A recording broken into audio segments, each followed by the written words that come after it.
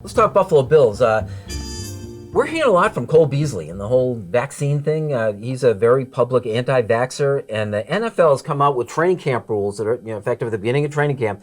It's make it very difficult on these people. I mean, look, the NFL, they got themselves a problem. Look, I think they thought the rules to make the camps and practices and the whole facilities easier was going to encourage all of these players. I mean, it was a short-sighted thought because, look, all of these NFL players are independent thinking people, and we've been seeing that more and more over the last decade. I mean, how many discussions have we had about, freedom of speech and what's allowed and what's suspendable and this, that, and the other thing? I mean, does the NFL not learn any lesson that you can't have this herd mentality when it comes to guys that are making millions of dollars that have causes that, look, agree with Cole Beasley, disagree with Cole Beasley, and the people that are citing behind Cole Beasley?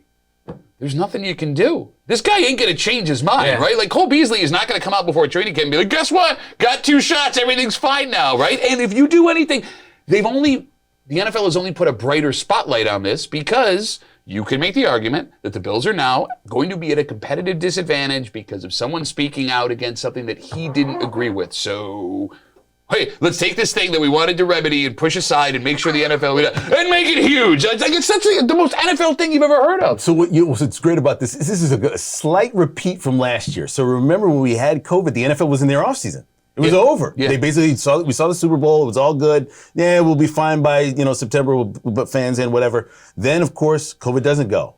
COVID stays, and then the NFL brings back football. And of course, there's no fans in the stands, and they go through the season and finally get through the Super Bowl with all these different rule changes in between. When they had time to make adjustments before they got to their NFL season, they didn't. Here they are again in a similar situation where, our players are not on the same page as we are, but they have rights, and they have Twitter accounts, and they have Instagram, and they have a forum, and they have a way to express themselves. So the NFL has not learned from last year that you have to get ahead of these situations. How can you have a multi-billion-dollar corporation and not know how many scenarios are coming out of here? Cole Beasley is doing exactly what he needs to do, what he feels is right, and he has every right to do it. Do you guys think that the NFL, Tariq, thought that by instituting these rules that they could sort of arm twist the guys and do it? I mean, because it's things like you can't use a sauna when you're on the road, you can't go in a restaurant, you got to socially isolate, you got to wear a mask. It's all this stuff, and it's like anybody that's on the fence is going to take the vaccine, which is,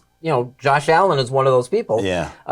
But did you think that they just did this thinking that these players will come around? I think so. I think they thought to themselves, these players make so much money, they'll want to play. They've spent their entire lives playing football. They'll go out there and but they'll want to eat at a restaurant. And that they'd want to be out there and do it. But no, there's so many different people that have different views on whether to get this vaccine or not, even now. And it doesn't just matter where you come from, what socioeconomic background, whether you're black, white, it doesn't matter. There's so many different people that are just not interested in getting this vaccine. We did not reach the goals we were supposed to by 4th of July that Biden put in. There's a reason why, because people don't want it. People are not interested in it. They think they can get by without it. They have different opinions, and the NFL players have that. It's just like, how did you not see this coming? How did you not, how many of this exact same controversy over the last 25 years has the NFL gone through? Let's just use, I know it's a completely different scenario, but when it comes to players speaking out against the NFL, what the NFL wanted, let's use the Kaepernick situation. How many guys did you see decide once 1,